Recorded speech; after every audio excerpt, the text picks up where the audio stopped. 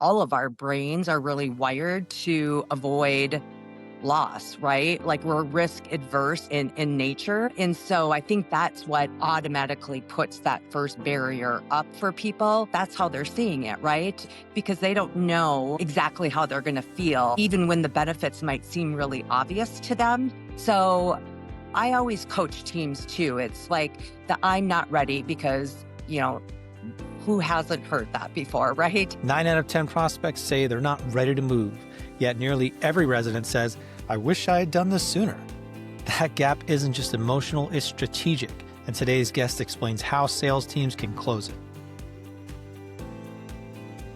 Welcome to From Leads to Leases, a CCR growth podcast that helps senior living providers transform their complex challenges into opportunities. Listen in for stories from industry leaders, innovative strategies, and insights. And with our expertise, learn how to increase occupancy faster, guaranteed. Welcome back to another episode of From Leads to Leases, the podcast that dives deep into the senior living and senior care industries, bringing you insights, strategies, and stories from the experts at the forefront of innovation, leadership, and care. I'm your host, Jerry Vinci, CEO of CCR Growth, full-service marketing and growth agency that's exclusive to the senior living industry. And through this podcast, I'm here to guide you through the evolving landscape of senior care, exploring the innovation, strategies, and leadership insights that are shaping the future of the industry. So whether you're a provider, a caregiver, or industry leader, this show is here to help you make informed decisions and create meaningful impact. All right, today's guest is Alicia Story. She spent over 26 years in the senior living space, guiding communities across the full spectrum from rural West Virginia to metro Orlando. Today, she leads healthcare sales strategy at Covenant Living, helping scale a division that now spans 19 communities and multiple care lines. So she's known for her data-driven approach, which is something that I love, and relationship-based philosophy. Alicia specializes in sales coaching, onboarding, and navigating complex care conversations.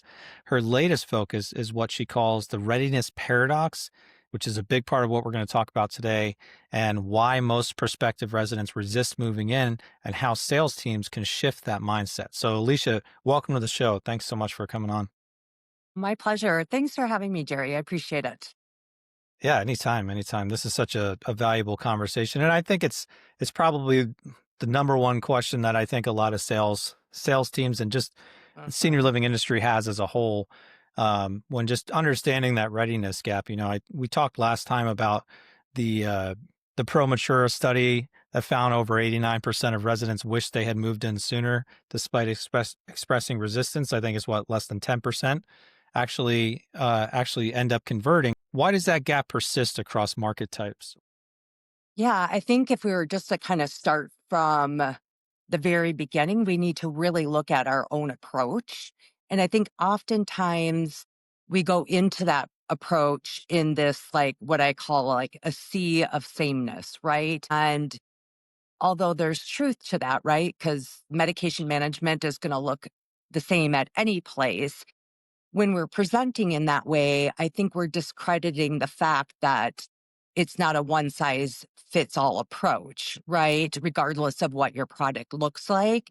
And so if you're going to start anywhere, it's going to have to be with your sales approach and your mindset and how you approach that. Because, if we think about any of us in the buying decision, right? Like readiness is deeply personal, especially when you're making a big life-changing decision like this one and moving into senior living. So I think it really is up to the sales professional to learn the skills on how they're going to really untangle that person's ambivalence. And that doesn't happen through, presenting your product just like anybody else down the road in terms of how you offer medication management, as an example.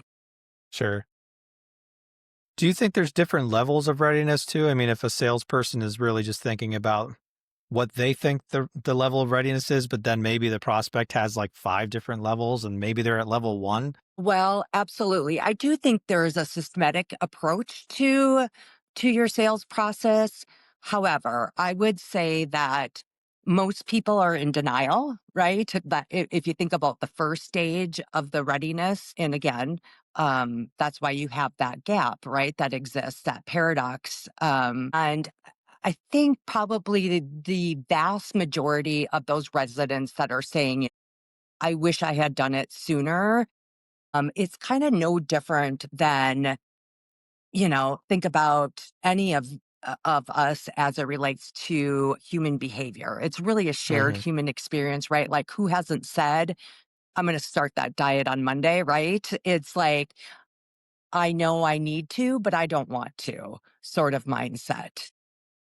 And so being able to put yourself in the shoes and kind of maybe relate it back to your own experience of, I know I should, but I don't want to, I think really helps you get into the mindset of, what I perceive to be that first stage of being denial. Is there something in the data too that correlates being ready and the regret that happens when people don't make that move? I think it brings up an interesting point just in terms of um, how you can share those experiences of other people that maybe perhaps waited too long to make the move or be able to find common interests in the people that you have served in relation to the customer or the consumer that you're talking to at that time, because we know that with anybody in a buying decision, most people are going to support somebody that they view as a peer of theirs as a very trusted resource, right?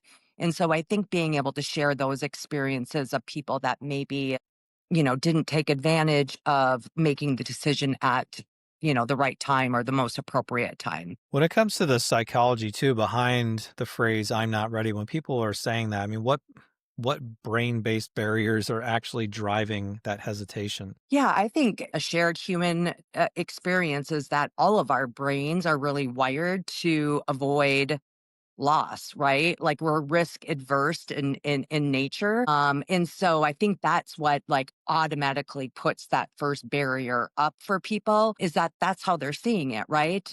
And rightfully so. It's a big because they don't know exactly how they're going to feel, even when the benefits might seem really obvious to them, right? And so I always coach teams too. It's like the I'm not ready because, who hasn't heard that before, right? I'm not ready. I often say two things like that either is like, I don't understand the value that you have to offer, or, okay, I get the value that you're offering. Like it seems logical, right? In terms of a mindset or a brain perspective, but it's not a great enough value to overcome the pain or the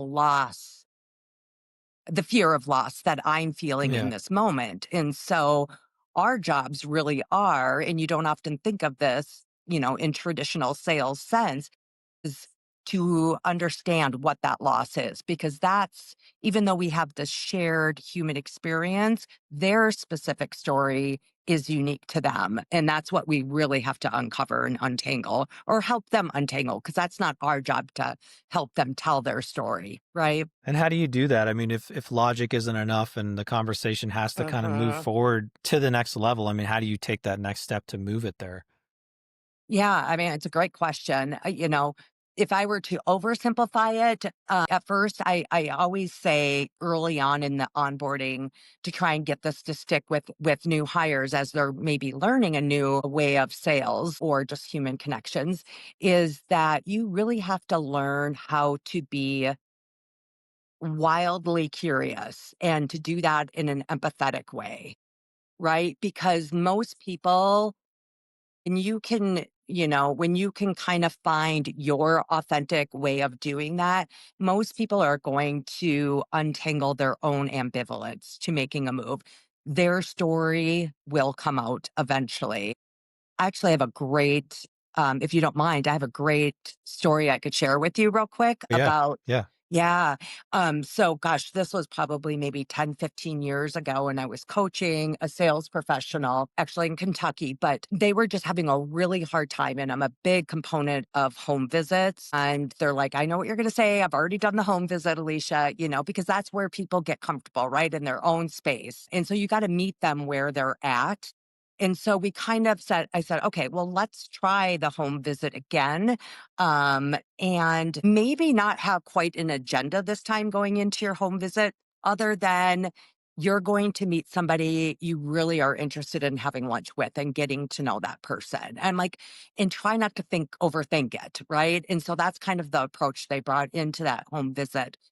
Well, it turns out that this lovely lady who kept saying, I'm not ready. And then she kind of phased into, as we kind of employed some different strategies, she kind of phased into, I just have so much stuff. Like I need a year to kind of Yeah. like sort through things. Right. We've all heard that. But what ended up being the actual story, what he found out over lunch, a very casual lunch, was that, and this still like brings tears to my eyes when I think about her pain or shame or whatever she was feeling in that moment, was that she had adopted her two sons and she knew that she would need their help in downsizing, in going through all of her stuff, because that part was true. There's always little bits of truth in what we hear or whatever. They're just not comfortable at that point telling the whole story. But neither of her sons knew they were adopted. They thought that was Wow. their biological mom. Yeah.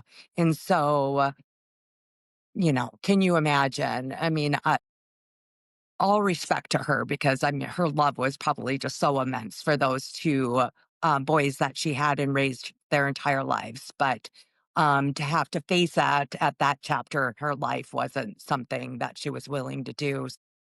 Yeah. Wow. Hmm. I mean, what does a salesperson say when someone like that says they're not ready yet? I mean, you can, Yeah. that's so Right. difficult. Wow. Yeah. Yeah.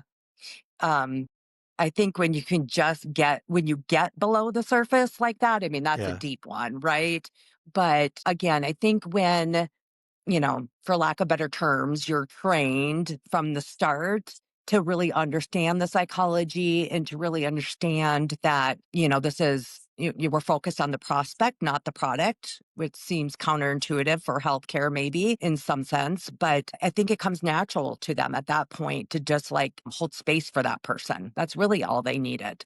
And reassure them, right? Everything's going to be okay. I'm here to help you on this journey. Whatever you need me to do, I'm on your team. So, Yeah. yeah. Yeah. And I know a lot of times too, it's not like they're saying no to you or to the community or, Mhm. the organization. They're really saying no to the belief that they have about what that community stands for or what life in that community would be. Right. So how do you reframe that conversation? Yeah, I think, first thing that comes to mind is I often think about, if somebody were to like out of the gate, and I understand this doesn't, logically happen, but like I think if a prospect or a senior was to, pick up the phone on their first call or whatever and just be completely vulnerable, which we know that doesn't happen from a human perspective, right? Because everybody's saying the same thing. Do you have openings and what's your pricing, right? Because that's what else do I ask? But I really think that people would be asking questions like, am I going to meet friends? Am I going to feel lonely there? Don't talk to me about healthcare too soon, because is that where I'm going to be, 6 months from now? That sort of thing. Yeah. One of the other things that you had talked about last time too was silent readiness, which is a term Mm, I really like. But looking at CRM data to kind of surface hidden opportunities, what are yeah. the types of behaviors that you can uncover in a CRM that would help you indicate that somebody might be ready but not actually speaking up? Yeah, yeah, I think that's great, and I'll just preface it by saying, and you kind of led into this in my intro, but I've never met a report I didn't like. But I think you also have to, from a management perspective, or if you're coaching teams, whatever that position might look like, I try to remind myself to take a step back from the metrics so much and really, because you're not going to find this in a report, right? So much unless you really set up your activities and your sales tactics very specifically.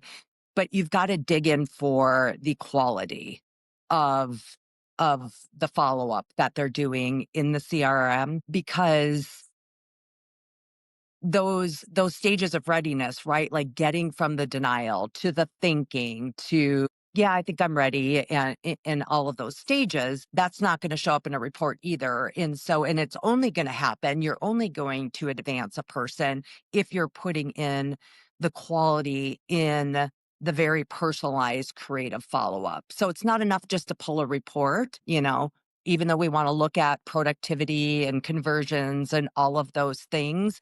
I want to see the notes and the type of activities, the outcomes, all of those things that you're doing to connect with that person as if that was your grandmother, searching for senior living, right? And are the things and the approaches very specific to who that person is and not their diagnosis and not maybe what they said, the Hmm. pool was super important, those sort of things. And how can teams use the CRM as more than just a task list? Yeah, I mean, I think exactly that, right?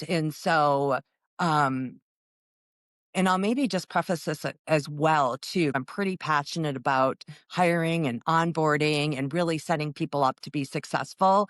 And so it's really important that they understand kind of the value and what they're going to get out of it, right? Because I'm sure anybody listening to this in this industry that has managed teams and you talk about the CRM, the pushback, that you get from team members.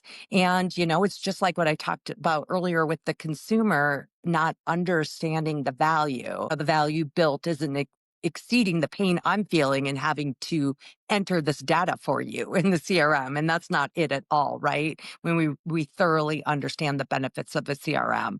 So while it's a great task list and ensuring you're following the follow-up process and all of those great things, we're all human too. And so to be able to really input the human story behind the prospect into your CRM. So in essence, you have a CRM option that is built to allow you to do that, in that you can customize what you're inputting in that prospect's record very specific to them and not just, a field that has a drop down of 3 options, because that's not going to work. Yeah. Yeah, that's pretty limited. um, Talking a little bit about consistency in different markets, there was a Pew Research study that said that rural older adults often delay transitions due to cultural expectations and limited exposure to care models. What do you see? I know you've worked in the rural markets and then some metropolitan markets and everywhere in between. I mean, what does consistency in that approach look like across diverse markets? Yeah, I think if you, I guess I'm kind of looking at that through 2 lenses. And one Yeah. is just in terms of how you're setting the stage in your sales philosophy, and sales approach. And it's important to have a framework, but not necessarily a script. I think to your point, right? It's like, even though, the psychological, human behaviors are shared experiences, regardless whether you live in rural Kentucky or New York City, right? But there are some differences in terms of how they move forward in that sales process, and that's where you need to make sure that you have a framework for that, and you're not expecting salespeople to. I said script, right? But to get so prescriptive that it's not going to fit. It's not going to fit in that perspective. And again, in terms of setting up the sales team right out of the gate as well too, I always think it's really important to mention. I've always, in the 26 years of hiring sales professionals and even starting first in HR in this industry, I've had this motto about, hire for passion and train for skill. And it has served me 99% of the time, I will say. And when you have that person that is passionate and you think it is going to align with the values, right? Because I think there are a lot of values behind what we're talking about in our approach. And so once you have that, I think it's really about you know, setting the expectation through the onboarding process that this is how we do it here, right? So I know what's expected of me as the sales professional, but I'm also giving them all the tools and resources in order to be successful in that approach. And I do believe that like consistency really comes from shared values, right? So uh, I might just narrow it down to really, if you want to take something from what your question was, you really have to hire and train right. Yeah. No, that's a great response. And in terms of, do you feel like the prospect's core fears stay the same, but it's just like how you earn the trust that varies in different markets? Well, I think what the fear is, varies obviously, but the fear itself, I do think that that really does, and it could be something, you know, I don't think insignificant, but somebody might feel that way of like, gosh, is there, what's your male to female ratio? And I'm going to find my girlfriends there all the way to, the story I shared with the two adopted sons. Right. And that's a lot to take on as a sales professional. But I think it's important, especially when you're selling the whole continuum. And that's basically what my entire career has been.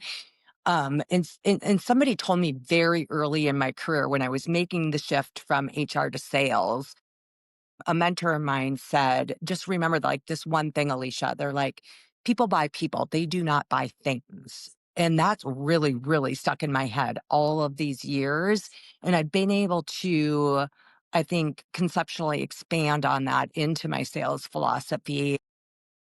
And so it's important that they recognize the importance of their job as a sales professional, again, to help with those fears. And get back to your question, is to really help them untangle that ambivalence and find out what that is.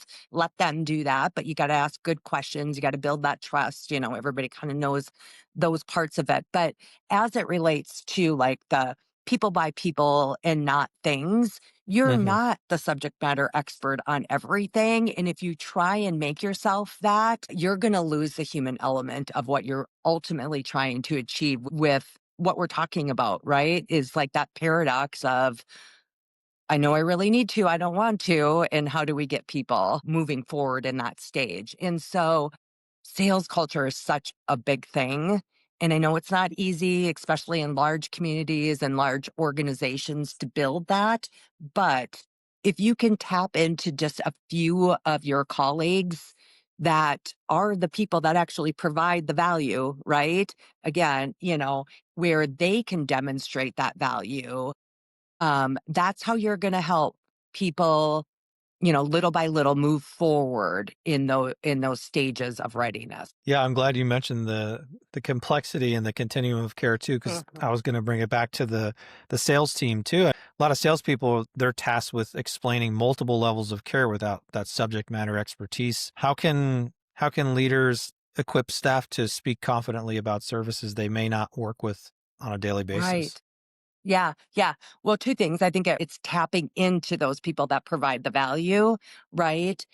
I always say, it's great to tell somebody about something, but it's even better to show them. And, the best thing you can do is have them experience it in some way. So you can tell, right? We can learn, the continuum, and we know services offered and how to qualify and all those things, but you've got to be able to move them, in bite-sized pieces. You don't want to move too fast, but like you need to be able to move them to the point where they can see, obviously, right? We're not converting without the community visit happening, but to build that sales culture, to bring in those peers so that they can actually demonstrate too.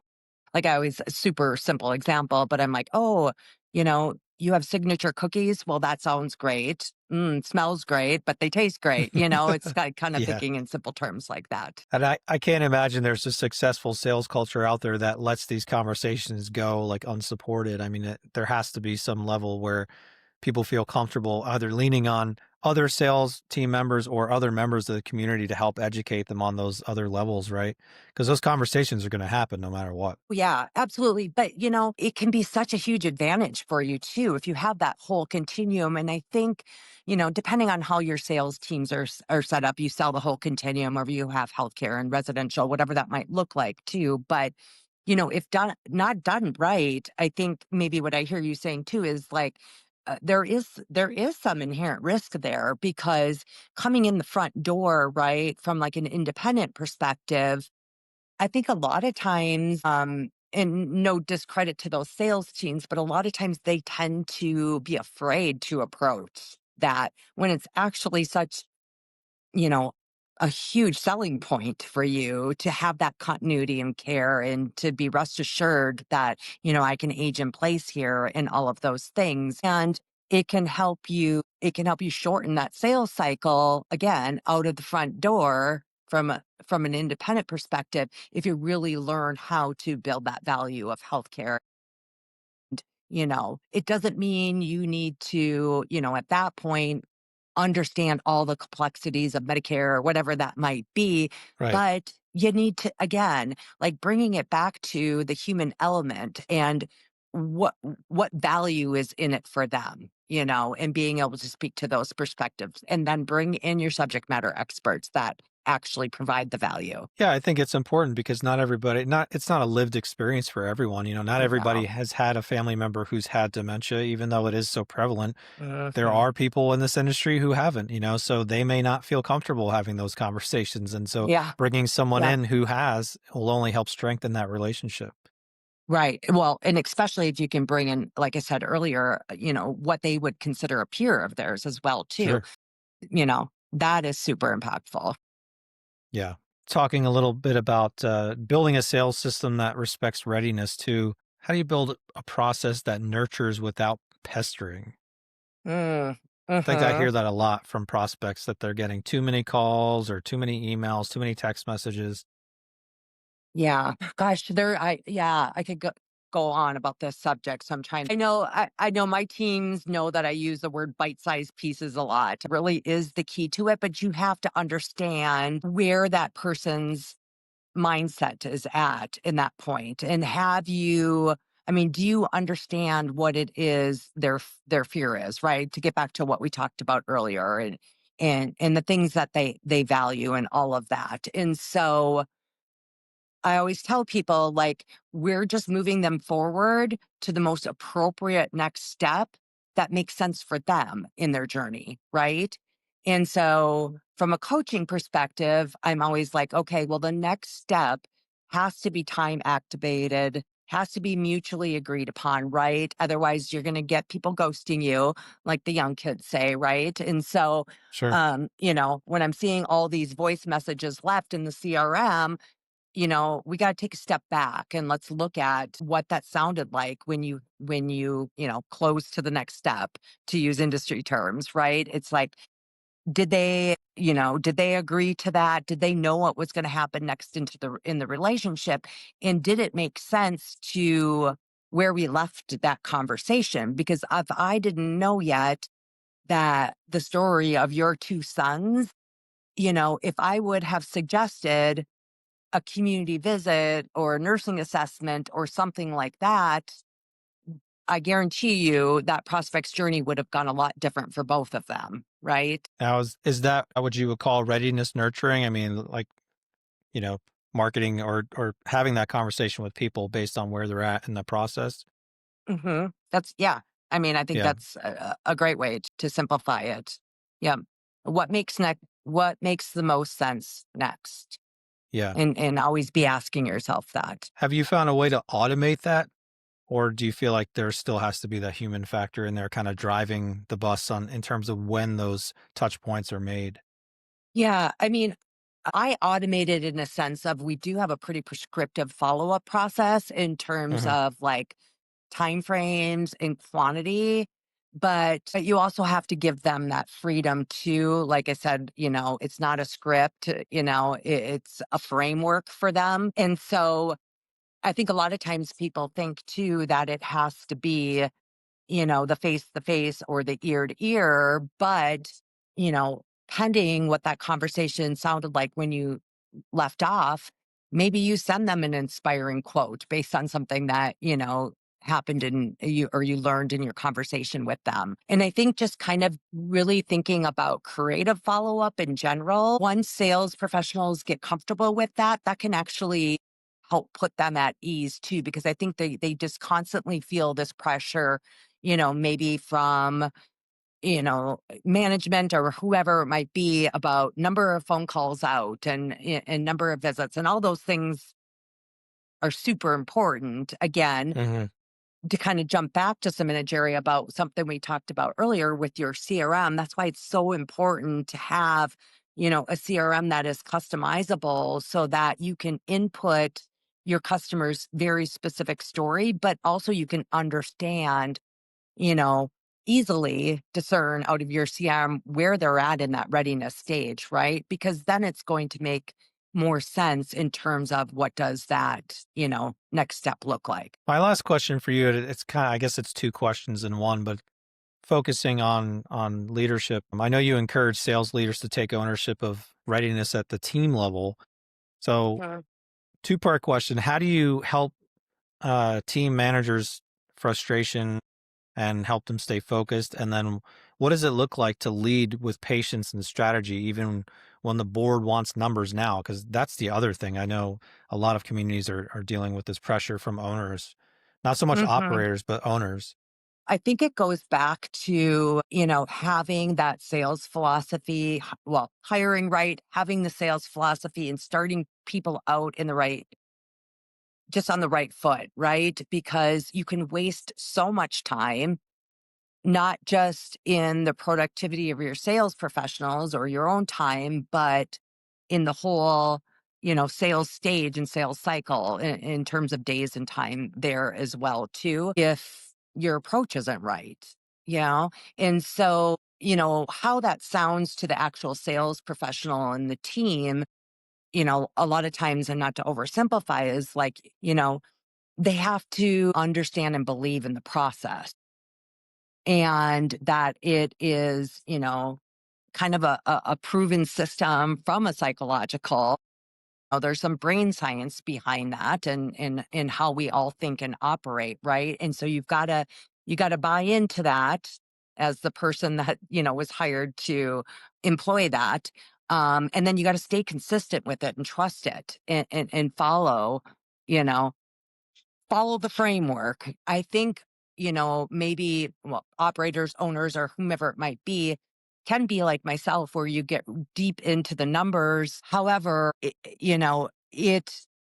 might look like it's taking more time, but I would just argue that if you can get the team consistently using a process, you're going to convert more people, and so your pool, does that make sense? Like, the pool is going to be larger statistically speaking in terms of like your overall conversions, but each individual, getting them to each stage of readiness might take a little bit longer if you were to break it down, from that lens.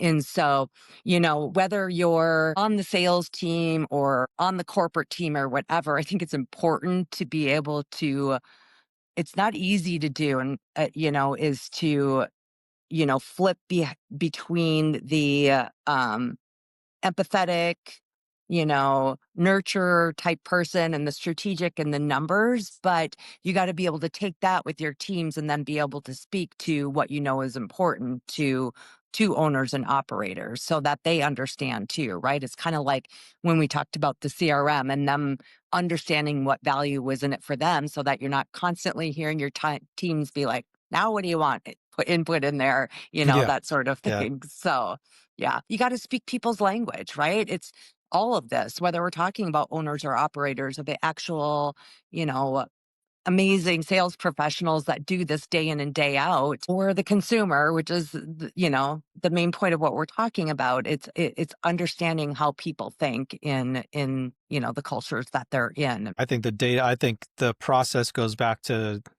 the data as well, because if you're looking at the data, you can establish where those processes are are working, winning out, and where they're not, right? I mean, if you even look at the sales cycle, where are our prospects dropping off? Are they booking tours? Are they not booking tours? Yeah. If they booked a tour and they showed up for the tour, why are they not moving in? You can start to analyze that Right. data and get some real clear understanding from that. Yeah, I'm glad you said that because I think that maybe brings the point together that I was trying to say. Like when you're talking numbers to owners or whomever it might be. So let's just using the inquiry to tour, conversion perspective, right? Like you might, you're likely going to see when you have this process more people converting from inquiry to tour, right? Which is ultimately how you're going to get the sale. However, you might see that the days from inquiry to tour might take a bit longer, right? But the payoff is there. And so you got to be able to speak to, the payoff, obviously, depending on your audience. Yeah. And if you know it's a Hmm. longer sales cycle, what else can you be doing in the interim, right, to help Well, nurture that prospect? So that opens up a yeah, whole new, which exactly could be a yeah, whole nother conversation about that yeah, reciprocal pipeline and marketing yeah, and all that great yeah. stuff. Yeah. Yeah. Well, awesome. Yeah. Thank you so much, Alicia. This was a great Good. conversation. Where can our audience go to learn more about covenant living or connect with you directly? Absolutely. It was my pleasure. I had a great time. I just love talking about just the human element and the people that we're serving. So you can definitely learn more about Covenant Living at covliving.org. And then can people reach out to you on LinkedIn or reach out to you through email? What's the best way to connect with you?